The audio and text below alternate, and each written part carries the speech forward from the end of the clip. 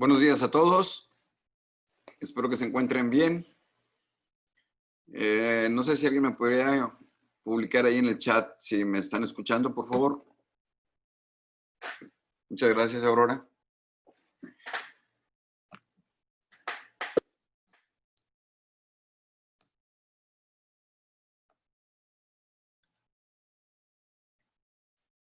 Bueno, para empezar, espero que realmente todos se encuentren bien, junto con sus familiares y en las áreas de trabajo, si es que están trabajando. Hay que cuidarnos, aunque no es webinar de COVID. Sí es importante estarles recordando y estar recordando a nuestros trabajadores la importancia de cuidarlos. O sea, las estadísticas están muy variables. De repente parecemos que ya vamos hacia abajo y otra vez se vuelven a subir de repente, como que nos confiamos. Así que no nos confiemos. Bueno, vamos a empezar con el tema del día de hoy, que son los agentes químicos en el área en los centros de trabajo. Creo que es un tema que nos interesa mucho a todos porque no hay un centro de trabajo que no tenga agentes químicos, cuando menos los productos de limpieza, y los productos de limpieza en sí pueden representar un riesgo muy grande para los trabajadores si no los manejamos correctamente. El objetivo de este webinar es que conozcan los aspectos básicos necesarios para la identificación de los agentes químicos que se puedan encontrar en los centros de trabajo, los efectos en la salud de los trabajadores y aspectos generales para su control. Yo creo que como todos piensan es un tema bastante largo, sí, bastante largo como para darlo en 45 minutos, pero es un resumen de lo que yo consideré más importante, que todos deberíamos de conocer.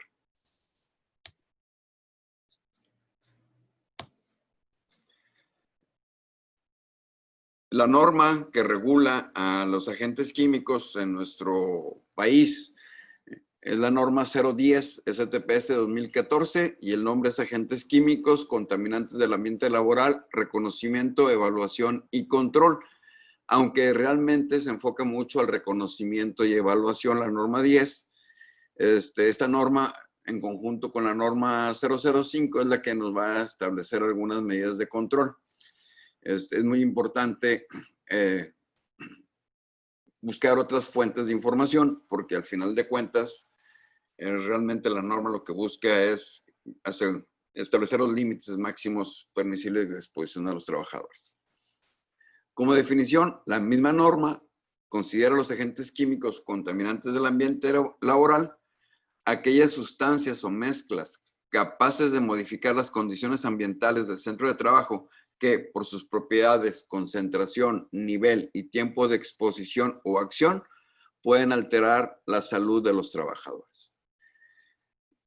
Si antes de continuar, si en el transcurso del webinar surgen algunas preguntas, se me pasó a decir las instrucciones, por favor ahí nos mandan sus preguntas. Bueno, ya Tere, como quiera en el chat, puso de que al final tenemos una sesión de preguntas y respuestas. Por favor, pongan las preguntas y al final los responderé. O trataré de responderlas. Una de las cosas bien importantes es encontrar las fuentes de información de los agentes químicos que tenemos en la planta. Actualmente tenemos un mundo de información, o sea, sin embargo, a veces seguimos utilizando las mismas fuentes de información que teníamos antes de que existieran el Internet y todas sus herramientas. Realmente hay muchas fuentes de información. Ya tengo acceso a libros que antes era o muy caros obtenerlos y los tendríamos que comprar. Actualmente incluso ya nomás puedo tener una suscripción para estarlos revisando sin necesidad de tener que comprarlos.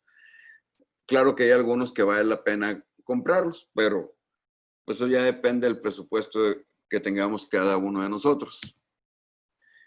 La primera fuente de información debe ser la hoja de datos de seguridad.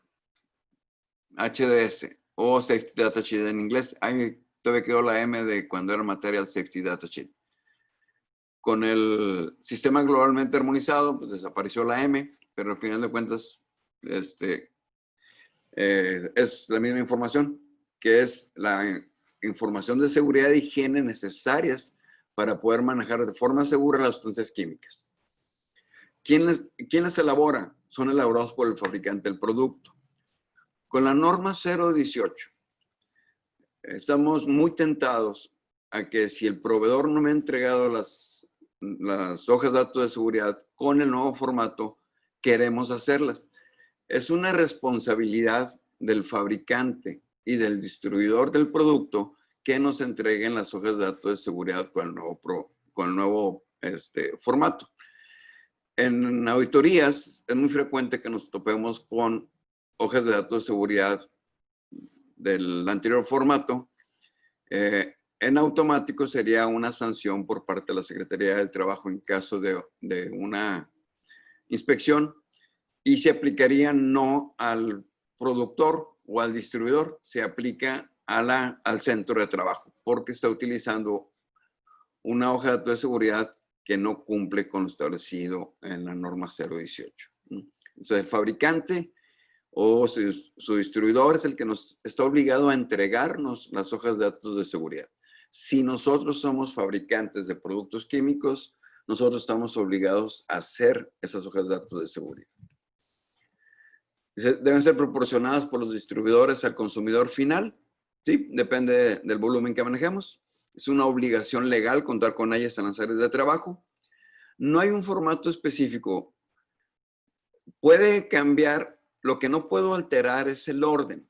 O sea, las secciones de las hojas de datos de seguridad, todas deben de estar, independientemente que no a todas les aplique. O sea, pero todas las secciones deben de estar y debe estar en el mismo orden. Anteriormente no, anteriormente yo podía cambiar el orden, pero ahorita ya no. Ahorita debe ser las secciones en el orden y si alguna sección no le aplica a esa hoja de datos de seguridad, lo que tengo que poner es que pues, no le aplica, ¿verdad? Pero debe de estar esa sección. Ahora, esa es la hoja básica. Eso es la información básica. Sin embargo, tenemos otras fuentes de información que vale la pena tener, sobre todo para el control del agente químico. Estos son dos ejemplos. Un libro muy antiguo, bueno, los dos son bastante antiguos en el sentido de que son muy conocidos.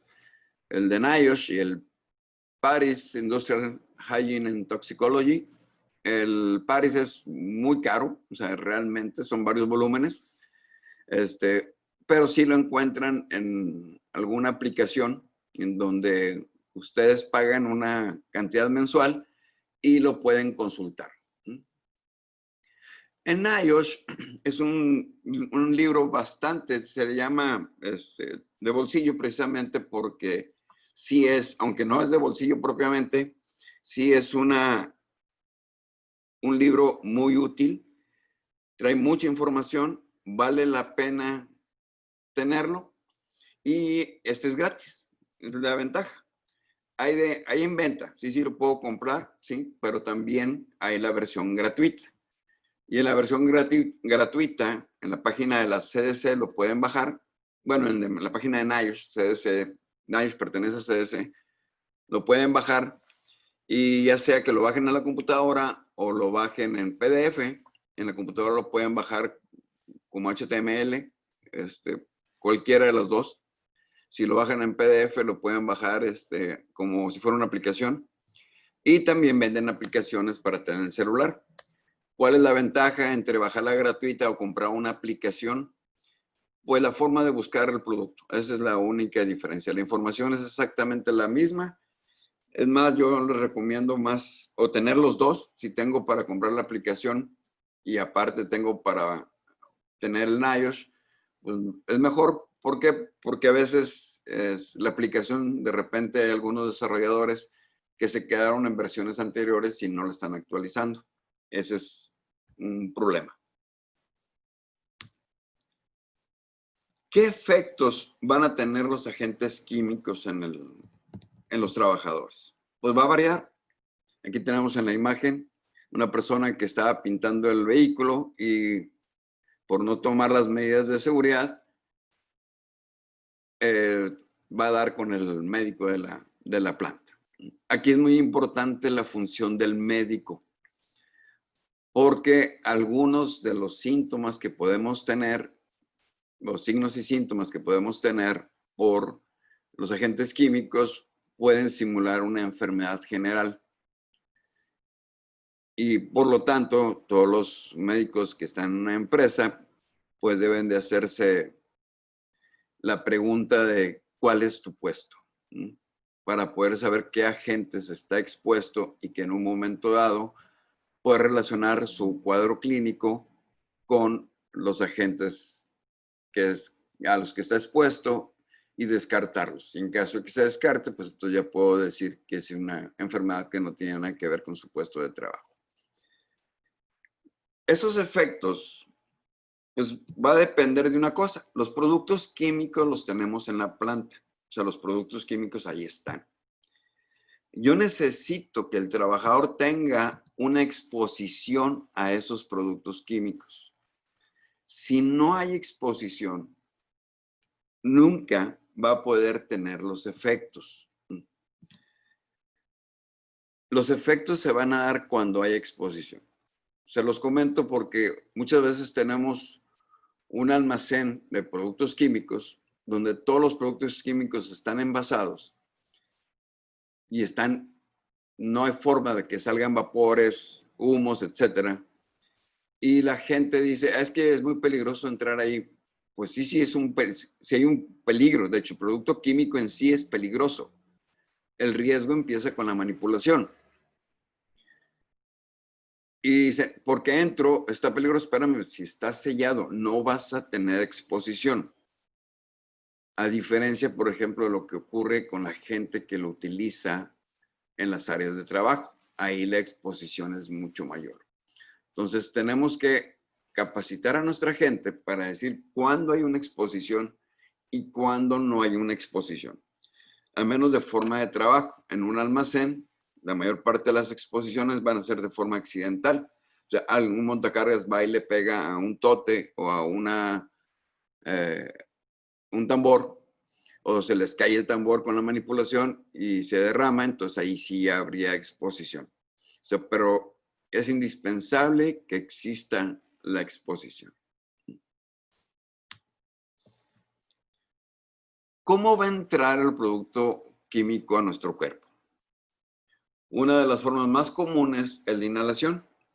Es la vía de absorción más rápida y debido a la gran superficie pulmonar y el riego sanguíneo de esa área, le puse una S de más. El riego sanguíneo de esa área va a hacer que fácilmente entre al torrente sanguíneo y se distribuya por el cuerpo.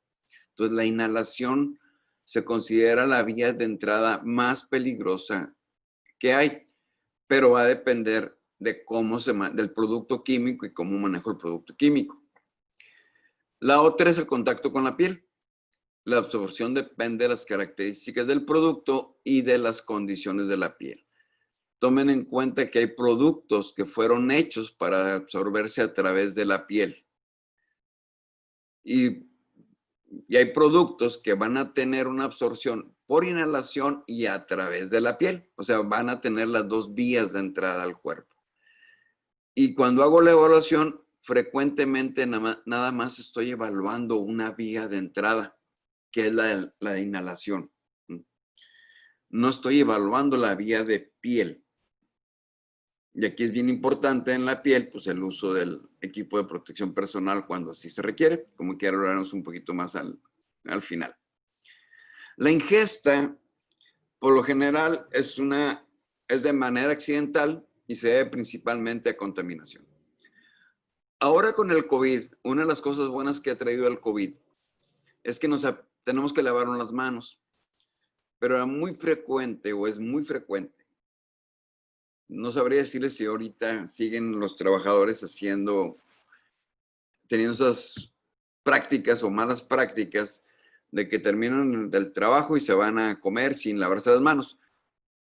Por tanta información, ahorita la gente se tiende a lavar más las manos. Pero si no, al momento en que yo agarro el alimento sin lavarme las manos, estoy ingiriendo el producto químico. La otra ingestión que ocurre también de forma accidental, que es mucho más frecuente en la casa que en el trabajo, es que lo ponga en un recipiente, en un contenedor que no es el adecuado para el producto químico. Cada vez se ve menos. Sin embargo, sigue habiendo empresas donde se mantiene esa mala práctica de vaciar el producto químico en contenedores que no son los adecuados y que no están identificados. De hecho, no adecuados, me refiero que los vacían en botellas de agua o que tuvieron agua, en botellas que contuvieron refresco, y la gente se puede confundir. La parenteral también normalmente es accidental, o sea, nadie se va a inyectar el producto químico. Bueno, si hay algún caso por ahí en la historia médica en donde sí hubo de hecho era un doctor que se inyectó mercurio para ver qué efectos tenía, pero bueno, él tenía otros problemas psicológicos, pero en condiciones normales de una persona no se va a inyectar el agente químico. Sin embargo, accidentalmente, al estar manipulando algo, sí se puede cortar y a lo mejor esa navaja o ese objeto está contaminado con el producto químico y entra al cuerpo. Y una vía que a veces no consideramos es la conjuntiva. Sí, el COVID también nos ha ayudado en ese aspecto. ¿Por qué? Porque no consideramos la conjuntiva como una vía de entrada al cuerpo. Pero si ya sabemos que el virus puede entrar por conjuntiva, pues entonces también el agente químico, sobre todo cuando se generan vapores, humos, pueden entrar por conjuntiva. Entonces, todas esas vías las tenemos que proteger. ¿De qué va a depender la severidad de esos efectos? Decía, tiene que haber el contacto con el agente químico. Pero aparte del agente químico, la severidad de los efectos van a depender de factores propios del producto químico, como por ejemplo la composición, el estado físico, las propiedades físico-químicas del producto, entre otras.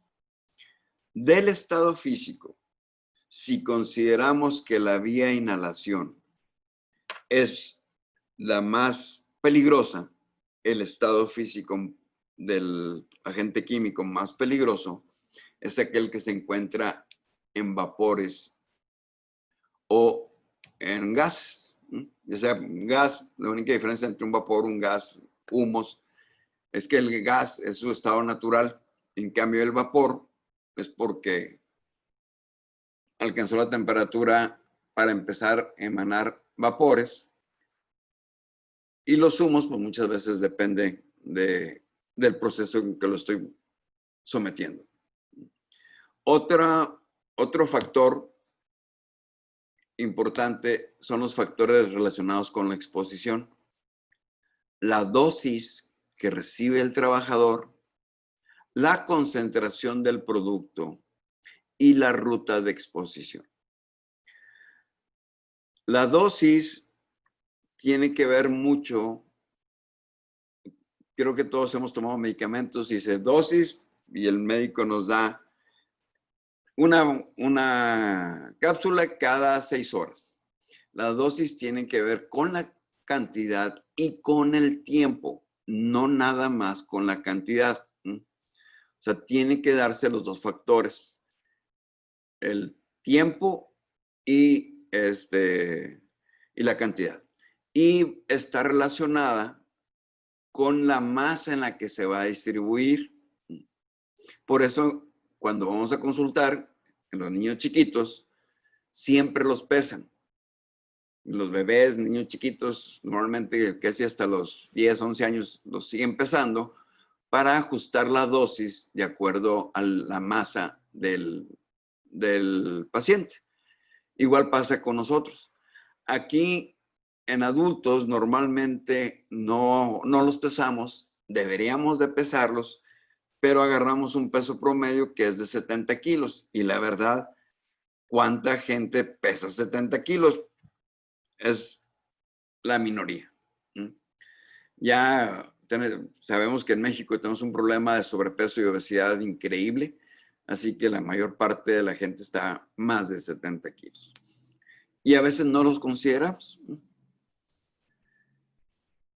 En la concentración, pues ya sabemos lo que es una concentración, es la cantidad de un soluto en un solvente. Y la ruta de exposición, decíamos, es la inhalada, es la más efectiva. Pero cuando mezclamos dos o más rutas de exposición, se entra más de lo que esperábamos en el cuerpo. Hay factores relacionados con la persona, la edad. El COVID nos ha enseñado mucho, por eso tenemos gente vulnerable. Normalmente los extremos de la vida somos más vulnerables. La ventaja es que normalmente cuando entran a trabajar, pues entra a trabajar una persona de 18 años. El sexo es dependiendo del producto químico. Por ejemplo, si es un producto químico que se disuelve en grasas, las mujeres tienden a tener más problemas que los hombres. El estado de salud es muy, muy importante. Entre más resistente sea, mucho mejor. Por eso vale la pena estar fomentando el buen estado de salud de nuestros trabajadores. Y hay otros factores como los hereditarios. La verdad aquí ya no me queda mucho en factores hereditarios en qué puedo hacer. Si la persona, en cualquier agente, puede ser químico, biológico, etc. Hay gente muy sensible y hay gente muy resistente. La mayoría estamos en medio. En una campana de distribución, la mayoría vamos a estar en medio. La gente muy resistente no me preocupa. Me preocupa la gente muy sensible. Es esa gente que cualquier tantito de ese producto despierta reacciones muy graves en esa persona. Y eso depende mucho del factor hereditario. ¿Cómo nos vamos a dar cuenta? Cuando el trabajador llega al departamento médico o al área médica o el que sea responsable y se queja de ciertos efectos que sé que los productos que manejamos los podemos tener. Y se va a descansar y el trabajador se le quita. Ahora sí, dependiendo de la severidad con que se le estén presentando, a veces tenemos que retirarlo del trabajo. No porque el trabajador no sirva, no, para nada, sino porque lo estamos dañando. Y eso ya no depende de los controles que tengamos. Yo puedo tener excelentes controles, estar muy por abajo de los valores límites de exposición y, sorpresa, el trabajador es demasiado sensible. Los límites máximos permisibles se establecen en los trabajadores que están en la parte central de la campana de distribución. Los sensibles va a ser muy difícil controlarlos. Hay factores relacionados con el medio ambiente, temperatura, presión atmosférica, velocidad y dirección del viento. Y esos factores relacionados con el medio ambiente me sirven para poder controlar. En los relacionados con la persona, por ejemplo, si el estado de salud es malo, si tiene factores hereditarios, la verdad no lo voy a poder controlar. Pero en el medio ambiente, yo puedo controlar la temperatura, la presión atmosférica normalmente no la controlamos, pero la velocidad y dirección del viento sí. De hecho, frecuentemente nuestros controles se basan en la captura del contaminante por medio de la velocidad y dirección del viento. Yo lo dirijo hacia donde quiera. Con todos estos factores, se hacen estudios en animales para determinar la toxicidad del producto, principalmente por medio de dos medidas: la dosis letal media o DL50 y la concentración letal media o CL50. En los dos es una cantidad de producto que, al ser administrado en animales de laboratorio, produce la muerte del 50% de la población. ¿Cuál es la diferencia entre una y otra? Que la dosis letal media es administrada por cualquier vía, excepto la inhalada. Si es inhalada, le llamamos concentración letal media. Pero en los dos el resultado es el mismo. El 50% de la población que estoy estudiando muere. Así que, pues es medio trágico, pero al final de cuentas lo que se busca es saber qué tan tóxico es el producto. No son las únicas dosis y concentraciones letales que se sacan. O sea, también podemos sacar más, pero la dosis letal 50 y la concentración letal 50 es la que se toma como referencia. De esos datos, yo saco un índice de toxicidad relativa. En la tabla 5 de la norma 010 viene qué tan tóxico es un producto. Esta tabla se hizo cuando todavía teníamos el rombo de la NFPA, donde teníamos de grado 0 a grado 4. No es la única tabla, esa es la tabla que sacó la Secretaría del Trabajo, pero hay otras tablas que si yo busco en toxicología me voy a topar con otras tablas de otros autores. Y estas se hicieron con relación a la vía de absorción. Por ejemplo, un producto que sea mínimamente peligroso por vía oral es aquel que tenga que darle una dosis mayor a 5,000 miligramos por kilogramo de peso, o sea, mucha cantidad. Cuando es por piel, es cuando es mayor a 5,000 miligramos por kilogramo, y en la concentración letal, que o sea la inhalada, es mayor a 200 miligramos por litro o mayor a 10 partes por millón. Un producto que es severamente peligroso es con que sea 1 miligramo, o sea, el grado 4 del sistema de NFPA, 1 miligramo por kilogramo es suficiente. O sea, una persona que pesa 70 kilos con 70 miligramos, a lo mejor va a estar dentro de los que se mueren, de los 50 que se mueren. Fíjense la gran diferencia. En uno requiero 5,000 y en otro requiero 1 miligramo. Y en la inhalación es hasta 2 miligramos por litro o 20 partes por millón. Ahí en ese rango van a estar todos, desde el 0 hasta el 4.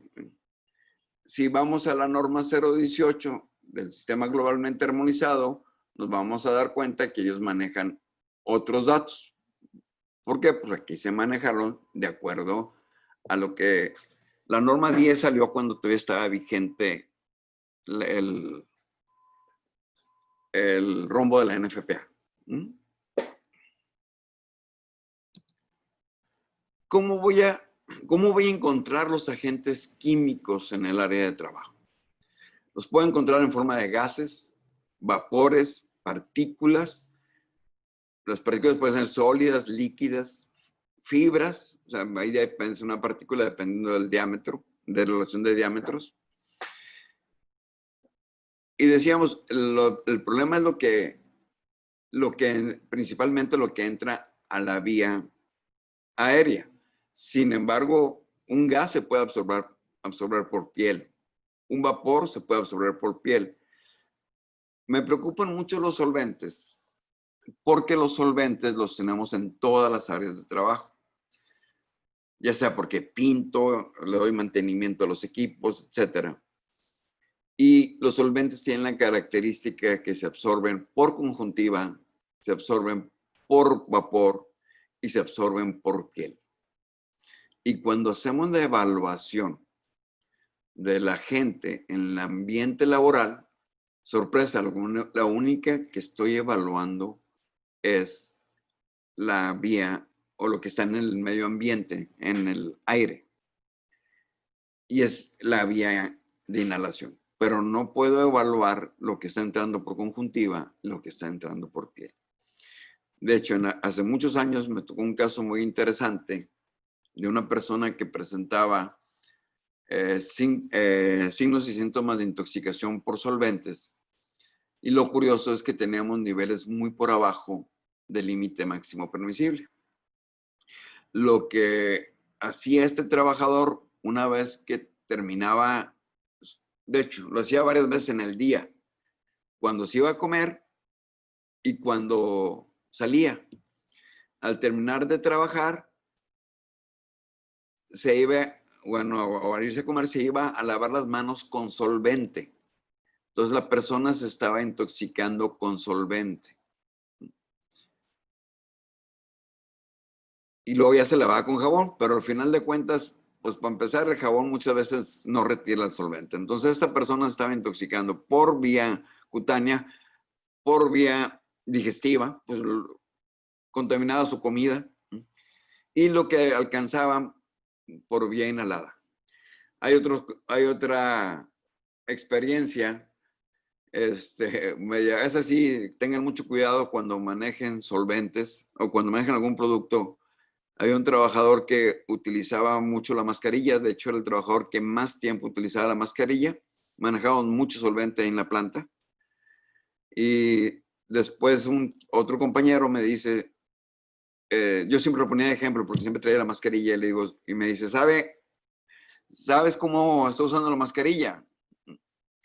Era de cartuchos. Le quitaba el contenido del cartucho y le metía estopa con solvente. Entonces el cuate andaba, trabaja y trabaja todo el día. Entonces tengan mucho cuidado. O sea, parece que no, pero sí, sí nos puede pasar. Y no es la única. A mí me pasó y después platicando, siempre que platico esto, cuando estamos en vivo, siempre hay alguien que también le pasó. Entonces tengan mucho cuidado con esas prácticas.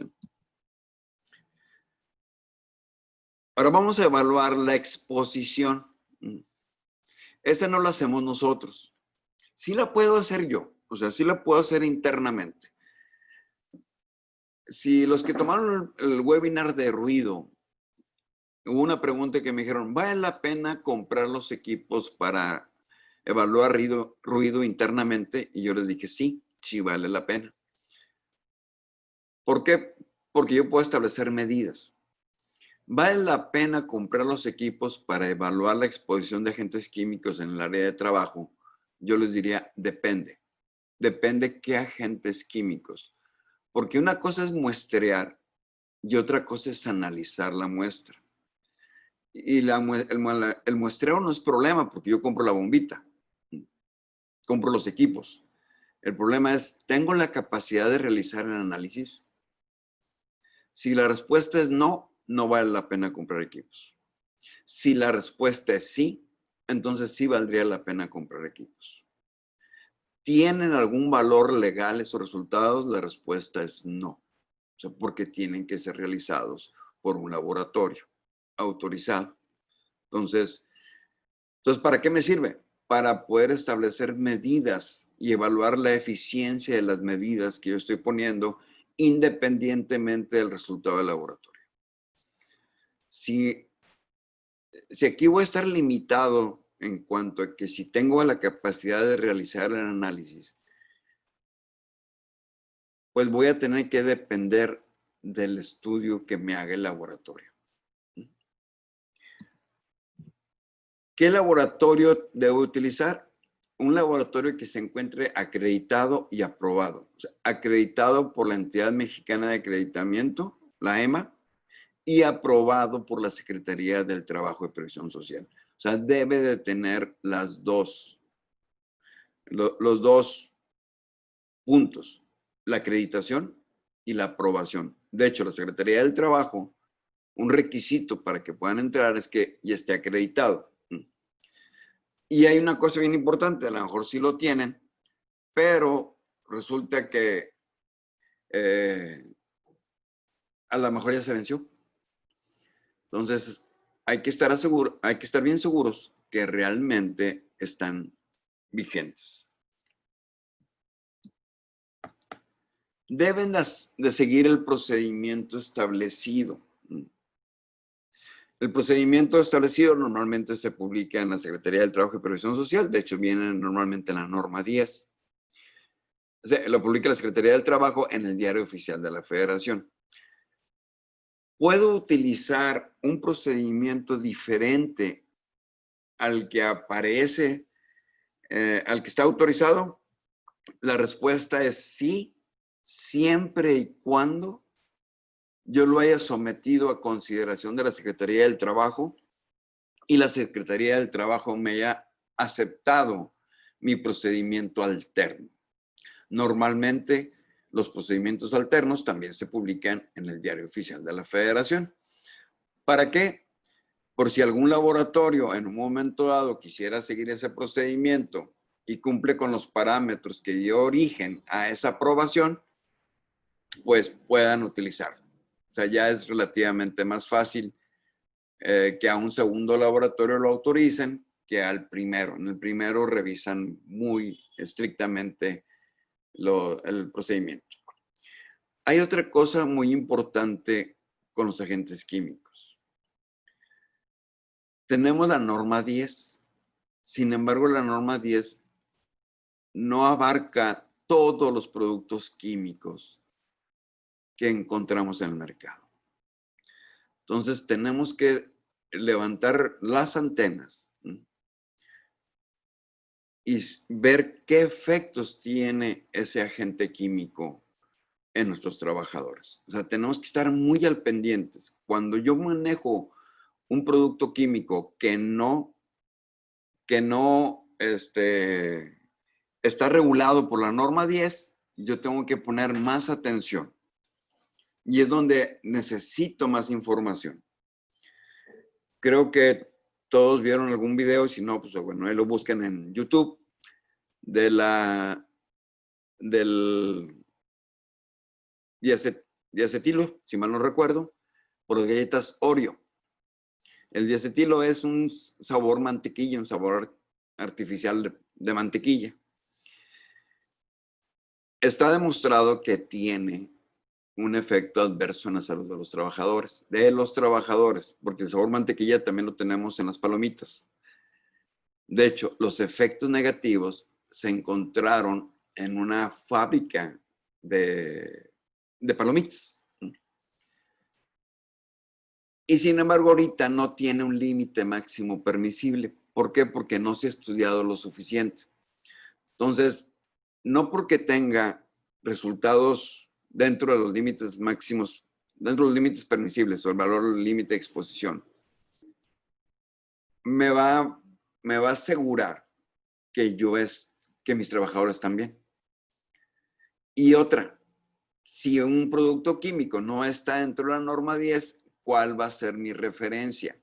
Yo puedo agarrar una referencia internacional o puedo establecer mis propias referencias en base a la información que yo consulte.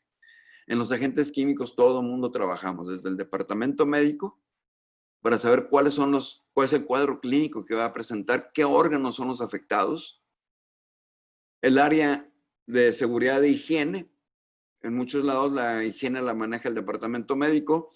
La verdad, tanto la seguridad como la higiene no puede ser manejado por una sola área, o sea, requerimos el apoyo de todos. A lo mejor el área médica es muy bueno para ver los efectos en los trabajadores, pero es muy malo para tomar las medidas de ingeniería. Y un ingeniero es muy bueno para establecer las medidas de ingeniería, pero muy malo para identificar los síntomas. Entonces realmente se requiere un trabajo en equipo, es multidisciplinario. Porque la norma 10 tiene sus limitantes. Y no nada más la norma 10. Esto sucede en todos los estándares o en todas las normatividades en todo el mundo, porque continuamente estamos sacando nuevos productos. Y a veces sacamos un nuevo producto que da resultados maravillosos en la función, pero tiene efectos negativos muy adversos, tanto que se tiene que cancelar su producción. Y ya tenemos los que destruyen la capa de ozono, bueno, eso es a nivel atmósfera, pero a nivel de persona, los difenilos policlorados. Muy buen aceite para transformadores, pero el problema es que produce cáncer. y por eso se dejó de producir los bifenilos policlorados. ¿Qué debe de contener el resultado del laboratorio? Pues el reporte debe contener los puntos señalados en la norma oficial mexicana. Todos los equipos que utilicen deben estar calibrados. Y los reportes deben estar firmados por el personal autorizado. No cualquiera del laboratorio puede firmar el resultado. Tiene que ser una persona autorizada.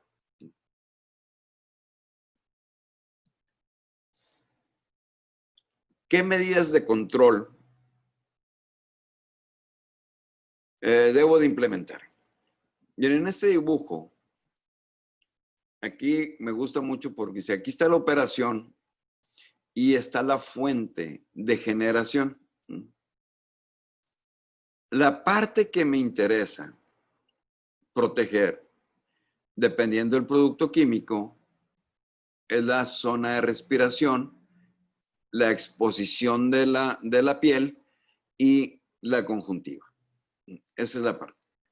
Entonces, si yo permito que se disperse, como se maneja aquí en este patrón de dispersión, está pasando por la piel, por la conjuntiva y por la zona de respiración. Entonces, yo debo de poner un sistema de control que capture al contaminante, al contaminante en la zona 1 o en la fuente, lo más cercano a la fuente. Frecuentemente nos topamos como esta foto que está acá de la fundición esta, donde está lleno de vapor, de humos, vapores, de todo hay ahí, calor, etcétera, etcétera. Y la gente va a estar expuesta. Si vemos al trabajador que está a la izquierda, pues es el que está siendo más expuesto, pero definitivamente también está expuesto. Los agentes químicos debemos de considerar lo que no vemos y lo que no olemos puede ser que me cause daño. Si lo comparamos con la foto de la derecha, la extracción llega hasta el punto de generación. Si vemos la zona de respiración del trabajador, pues la persona no está inhalando esos productos. Y eso es lo que tenemos que hacer. Controlarlo en el punto de generación.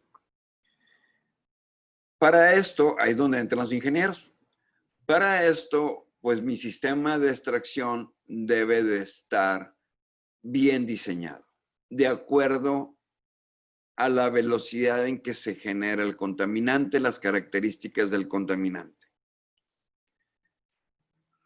En una auditoría de una fundición allá por el Estado de México, me tocó ver una situación más o menos como la foto de la izquierda.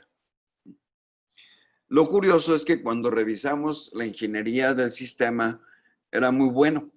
O sea, realmente estaba diseñado de acuerdo a lo que se generaba, a las características de las emisiones. Entonces decimos, bueno, ¿por qué no funciona? O sea, si realmente tiene una base de diseño, o le pides de garantía al que te lo diseñó, o qué hacemos. Y lo que se determinó, o sea, realmente nos llamó mucho la atención de que teniendo la ingeniería y teniendo todo funcionara tan mal, o sea, no es por exagerar, pero más o menos así estaba. Y lo que nos dimos cuenta es que cuando se diseñó el sistema de extracción, no se consideraron, había una puerta en un extremo, una puerta grande, no se consideró el viento que entraba al exterior. Entonces el viento del exterior arrastraba el contaminante fuera de la zona de captura del sistema de extracción. Imagínense que yo le pongo un abanico aquí y aquí en esta foto del lado derecho yo empujo el humo fuera de la campana de extracción aquí. Y eso es lo que pasaba. Cerramos la puerta y el sistema funcionó de maravillas. El problema ahora era cómo íbamos a ventilar al trabajador. Pero, pues se lo dejamos ahí de tarea a la empresa. Lo bueno es que era auditoría y no nos contrataron para solucionar el problema, sino nomás para identificar los problemas y dar sugerencias. Y le dije, sugerencias, cierra la puerta. Y oye, ya voy a tener otro problema. Bueno, ya vamos a ver cómo solucionamos este. Pero cualquier cosa que pongas lo va a arrastrar al contaminante fuera de la zona de captura. Siempre tenemos que pensar en los agentes químicos, bueno, en todos lados, ¿verdad? Pero en agentes químicos realmente es sumamente importante. Ahorita vamos a ver por qué. Si yo puedo eliminar el agente químico, es mucho mejor. Siempre eliminando el peligro, eliminamos el riesgo. Hay ocasiones en que estamos usando un producto químico que por alguna razón lo usamos por tradición, pero ya no se requiere. Entonces siempre preguntémonos para qué utilizamos ese producto químico. ¿Lo puedo eliminar? Lo eliminamos. Si no, bueno, ¿es el producto químico que hace esa función más noble que tenemos en el mercado? Si la respuesta es sí, vamos a sustituirlo. Una vez que no lo pude eliminar y tengo que entrar a la etapa de sustituir el agente químico, yo tengo que establecer controles de ingeniería. Porque quiere decir que existe el riesgo de que aún siendo un producto con menos efectos negativos, sí va a tener algún efecto en los trabajadores. Poner señal de advertencias, dependiendo del producto, es bastante común en plantas químicas, colocar sensores de área para poder que el trabajador se dé cuenta de que cuando sobrepasa el nivel de seguridad, el valor límite de exposición, ya sea por 8 horas, ya sea por corto tiempo, inmediatamente el trabajador se retire. O un pico, o peor, que tenga una concentración inmediatamente peligrosa para la vida y la salud, que el trabajador inmediatamente evacúe el área. ¿Puedo establecer controles administrativos y capacitación? No solamente puedo, sino debo de. Todos, cuando hacemos una actividad, al estarlo repitiendo, tendemos a agarrar confianza. Eso es parte de todo ser humano. O sea, yo lo hago tanto y lo hago tantas veces que agarro exceso de confianza. Por eso existen los procedimientos de trabajo, los procedimientos seguros de trabajo, para que siempre lo hagamos de la misma manera. Si yo tengo ISO, pues teóricamente el objetivo de ISO es estandarizar la forma en que manejo el producto químico. A lo mejor voy a tener que establecer otros procedimientos administrativos más críticos dependiendo de la concentración que yo tenga, que es estar rotando el personal. Y al último, el equipo de protección personal. Aquí es bien importante, en agentes químicos, aunque es lo último que voy a hacer en cualquier riesgo, en agentes químicos toma más importancia por una razón. De repente decimos, oye, cómprate unos guantes de hule. ¿De qué hule? ¿De látex? ¿De neopreno? ¿De nitrilo? ¿Cuáles? Es importante saber la compatibilidad de mi equipo de protección personal con el agente químico que estoy manejando. En algunos procesos, a lo mejor eso no tiene tanta importancia. En una planta química es de vital importancia. A lo mejor yo tengo una planta no sé, hacemos, ¿qué se me ocurre? maquinado. Pues lo que tenemos es lo único que tengo ahí de agente químico o el agente químico más importante que tengo es el soluble. Y ya lo tengo bien estudiado. Pero ¿qué pasa si estoy en una planta química donde manejo 50, 60, 100, 200, 500 productos químicos? No puedo tener el mismo equipo de protección personal para todos los productos químicos. No hay un equipo de protección personal que me proteja contra todos los productos químicos. Entonces, por lo tanto, yo tengo que seleccionar adecuadamente de acuerdo a los productos químicos que se manejen en esa área. Y en una misma área puedo tener diferentes tipos de protección. Frecuentemente vemos a la gente con Tyvek y pensamos que el Tyvek sirve para todo. Y pues no. O sea, hay otros productos mucho mejores que el Tyvek. Y casi todos los productos tienen, todos los equipos de protección personal tienen tablas de compatibilidad o de resistencia en relación a los productos químicos. Así que no es tan fácil el equipo de protección personal, aunque sea la última medida. Ahora, el objetivo de esos controles es que el trabajador esté no por abajo del límite máximo permisible de exposición o el valor límite de exposición de la norma 10. No. Es que esté cuando menos un 50% por abajo de ese valor límite de exposición. A ese 50% se le conoce como nivel de acción. O sea, que aunque yo esté en un 70%, o sea, yo tengo, si mi límite es 10 partes por millón, por un ejemplo, lo tengo en 6 partes por millón, yo tengo que establecer sistemas de control como si estuviera arriba de 10 partes por millón. Yo debo de empezar a proteger al trabajador cuando alcance el 50% del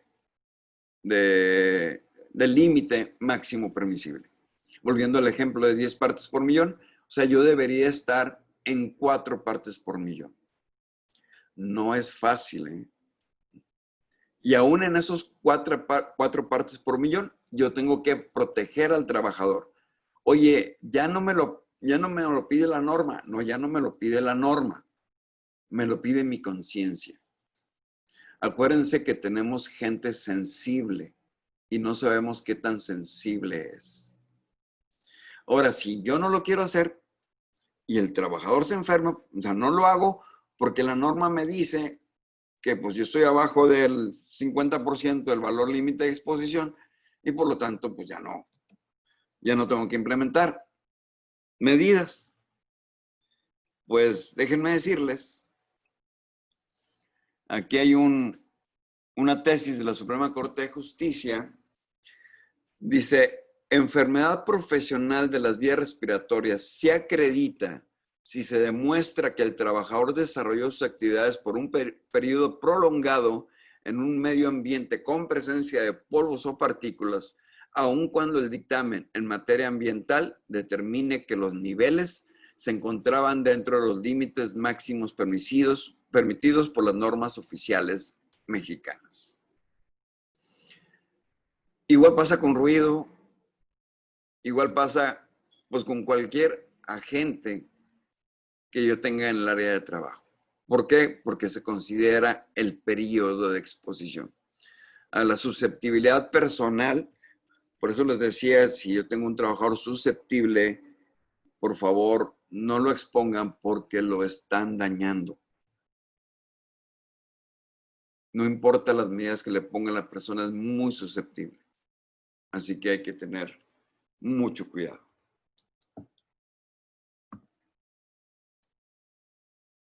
Pues bueno, entramos a la sesión de preguntas y respuestas.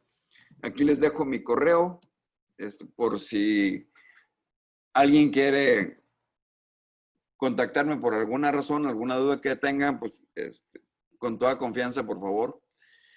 Y pues muchas gracias. Espero que les sea de utilidad y empezamos con las preguntas. Tere, ¿tenemos preguntas? Sí, Doc, aquí tenemos primero Jesús Cervantes. Tiene dos preguntas relacionadas con la norma 018. ¿Cómo apoyamos a proveedores americanos que no están actualmente afiliados con el sistema globalmente armonizado, ya que al momento de exportar a México les aplica la NOM 018? Esa es una. Y luego, ¿existen controles de aduana para estos materiales asegurando que cuenten con una HDS de acuerdo a la NOM 018? Ok. Ese es un problema, no solamente con proveedores extranjeros y también con proveedores mexicanos. De hecho, yo no sé por qué los americanos, para que se den una idea, a nosotros empezó la norma 018, ya hasta se me olvidó en qué año. Salió en el 2015 a los 3 años. Entonces, para Estados Unidos, la norma o el sistema globalmente armonizado entró en vigor en el 2015, o sea, 3 años antes que nosotros. Y sin embargo, seguimos teniendo proveedores americanos. La verdad, no hay forma en que los podamos apoyar. Lo de la aduana que mencionas, sí estaría muy interesante que la misma aduana dijera, porque sí les piden la hoja de datos de seguridad. El detalle es que la aduana no pide que sea la vigente. Sería excelente que pidieran la que fuera la vigente.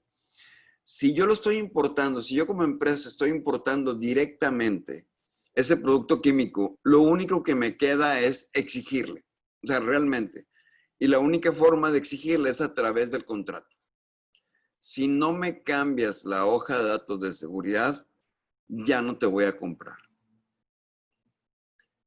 La norma 018, a pesar de que todavía ni siquiera se publicaba aquí en México, ya había empresas que exportaban productos químicos a Estados Unidos o al resto del mundo en donde ya les exigía.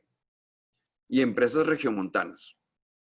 Así que esas empresas empezaron a trabajar en desarrollar sus hojas de datos de seguridad porque si no perdían el cliente. Igual debemos de hacerle nosotros.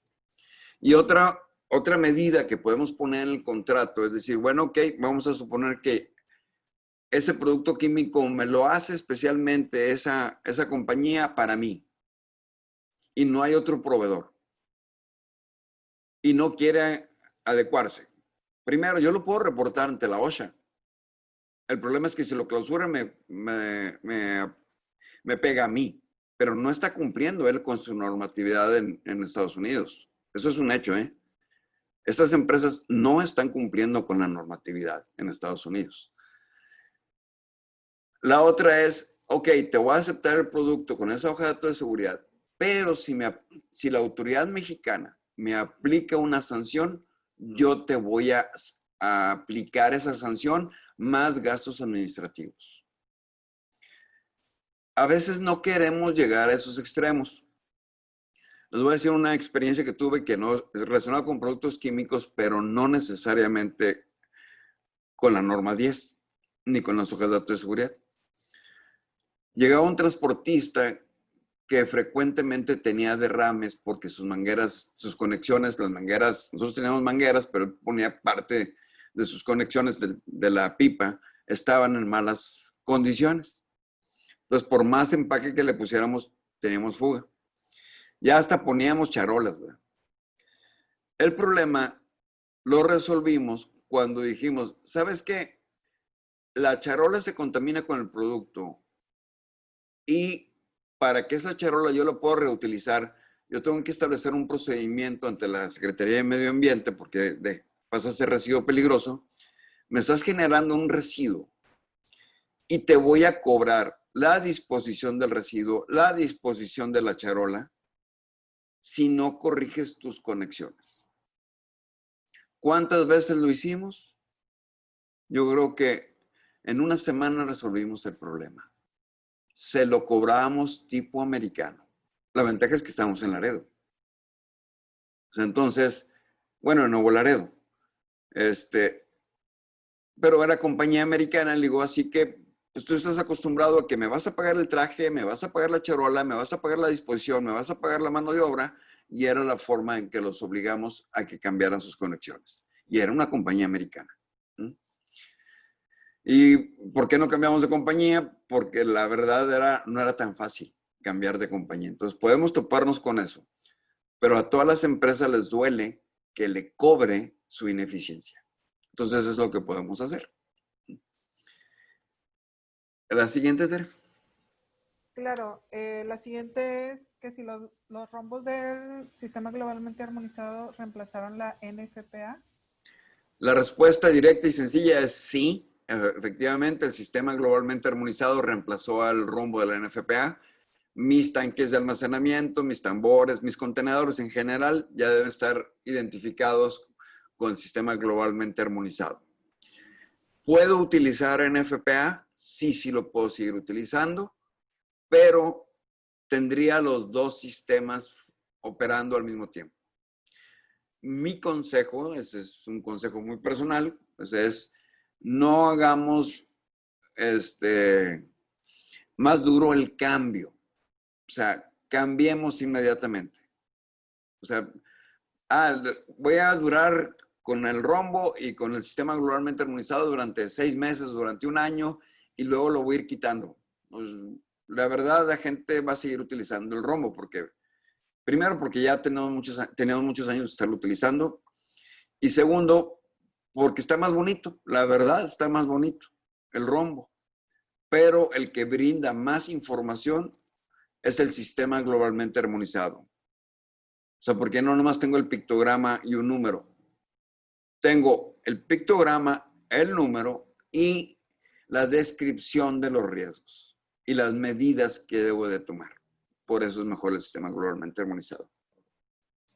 Ok, preguntan también, Doc, ¿qué validez tiene el uso de tubos colorimétricos? Los tubos colorimétricos, ninguna. Para saber si cumplo o no cumplo, no tienen ninguna validez. A menos que haya algún método por ahí que no me acuerdo, pero la verdad no conozco ninguno que sea con tubos colorimétricos. ¿Cuál es la función del tubo colorimétrico? ¿Cuál es la validez del tubo colorimétrico? ¿Para qué existen? La verdad existen porque en casos de emergencia son muy útiles. Yo tengo una fuga, se me crean concentraciones muy altas, yo tengo que evacuar a la gente. ¿Cómo le hago para regresar a la gente? Pues yo necesito asegurarlos que esté en un área segura. Y los tubos colorimétricos cumplen con esa función. Hay algunas compañías de tubos colorimétricos que sí me dan resultados muy precisos. Sin embargo, pues no, como para poder determinar si cumplo o no cumplo, no están autorizados. Les digo, internamente sí vale la pena tenerlos, dependiendo de los riesgos que yo tenga.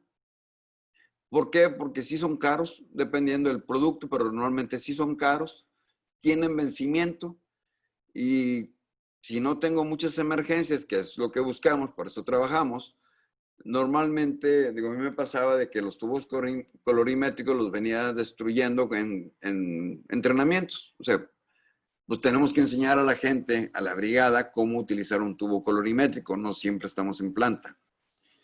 Y pues tengo que tener las bombitas. ¿Vale la pena tenerlo? Sí. Como les digo, depende del riesgo que yo tenga en relación a los productos químicos. Pero para determinar si estoy cumpliendo con lo que me pide la norma 10, no tienen valor. Ok, perfecto. Dice Alfredo Pantoja, ¿por qué es necesario realizar los estudios de PCB Ese a es los realizar. aceites, a realizar los estudios de PCB a los aceites de los transformadores? Ok, eso es por una norma de la Semarnat, en donde tenemos que asegurar que ya no estamos utilizando bifenilos policlorados. Hubo una época en que teníamos oportunidad de deshacernos de todos nuestros equipos contaminados con PCBs. Ahorita sí puedo tenerlos todavía. Yo no los recomiendo por una razón. Mientras que está operando, es válido, yo lo estoy justificando, pero si yo tengo aceite de PCBs en un transformador, es muy probable que vaya a contaminar otros transformadores si estoy usando la misma compañía para hacer los mantenimientos preventivos, porque dentro del mantenimiento preventivo de un transformador normalmente va la filtración del aceite. Y si con el mismo equipo va a filtrar otros aceites de mi planta, de otros transformadores en donde no tengo PCBs, es casi seguro que se va a contaminar. Pero es una norma de Semarnat. Y los PCBs dentro de un transformador, la verdad, por el diseño del transformador, por los componentes que tienen adentro, por más que lo filtre y lo cambie, se vuelve a contar. Vamos a suponer que yo saco todo el aceite que tiene PCBs, meto aceite libre de PCBs, se va a contaminar. O sea, adentro se va a volver a contaminar y por encima de los límites máximos permisibles de Semarnat. Y por eso es la razón de que le tenemos que asegurarnos que no tenemos PCBs en los transformadores nuestros. Perfecto. Y la última pregunta que me parece es de Erika. Dice, si tengo un proveedor que trabaja con sustancias de este tipo, ¿me corresponde a mí realizar la evaluación o a la empresa contratista? A ver, ¿cómo? Ahí sí no lo entendí. Dice, si tengo un proveedor que trabaja con sustancias de este tipo, no sabría de qué tipo se está... Ah, ok. Ya me imagino, sí, me imagino que si tengo un proveedor que está trabajando con agentes químicos y los mete a mi planta, ¿me corresponde a mí o le corresponde al proveedor? Realmente todo lo que entre en mi planta, sea porque yo lo ingresé por mi proceso, ya sea que va a entrar como materia prima, va a entrar como un producto químico auxiliar o va a entrar con un proveedor, al entrar en mi planta en automático yo soy corresponsable. El patrón es el que debería hacerse responsable, pero si hay exposición de los trabajadores, del trabajador, del contratista, y tiene efectos y va a consultar, es muy probable que sí me vaya a demandar por no asegurarme que su patrón cumpliera con los requisitos. O sea, le corresponde directamente al patrón, pero estar dentro de mi planta, yo soy corresponsable y eso no me lo puedo quitar. Perfecto, muchas gracias, doctor. Al parecer ya son todas las preguntas que me aparecían en el chat. No sé si quiero dar la despedida. Pues muchas gracias, espero que les sea de utilidad. Ahí está, acá le pusiste el de Polo, pero bueno, ya tenían mi correo. Ahí está, ahora sí. Ahí está mi correo, por favor, cualquier duda, con toda confianza, mándenme un correo y yo les voy a contestar, ya sea que les diga sí, puedes hacer esto, puedes o consulta esta información. Y voy a concluir con mi comercialito. Por si a alguien le interesa, estamos a punto de iniciar los diplomados, tanto de medio ambiente como de seguridad. El próximo mes iniciamos. Tere les puede dar información, ahí está el correo de Tere. Para el que guste, piden información, ahí tienen las ofertas, Tere tiene las ofertas, hasta ahí llega mi promoción. Vale la pena, pregúntenle a los que ya han tomado el diplomado. Si me preguntan a mí, les voy a decir que sí. Y muy importante, por favor, cuídense, cuiden a su gente. Yo sé que es difícil cuidar a su gente, tanto la familia como los trabajadores. Yo sé que es difícil, controlar lo que hacen nuestros trabajadores afuera, nada más que lo único que nos queda es crear conciencia en ellos. Como dice el doctor López-Gatell, esta epidemia es una epidemia larga. Hay pronósticos que se van hasta el próximo año. Los pronósticos más optimistas dicen que termina en enero del próximo año, otros que se van hasta marzo o abril. Y muy optimistas dicen que en diciembre salimos de esto. La verdad, mientras que no haya una vacuna, no vamos a poder salir, porque una cosa es que ya no haya tantos casos y otra cosa es que no haya casos. Y hasta que no exista la vacuna, tenemos que cuidarnos. Por favor, cuídense mucho, cuiden a su gente y que tengan muy buena tarde.